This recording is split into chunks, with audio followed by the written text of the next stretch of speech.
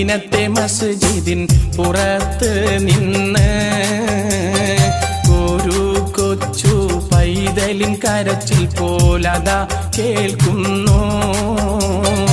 അത് കേട്ട സ്വഹാബത്തോരടങ്കലും വെളിയിൽ ചെന്നേ അതിശയ കഥയൊന്ന് അവിടമിൽ അരങ്ങേറുന്നേ. ഒരു നാളിൽ മദീനത്തെ മസ്ജിദിൻ പുറത്ത് നിന്ന്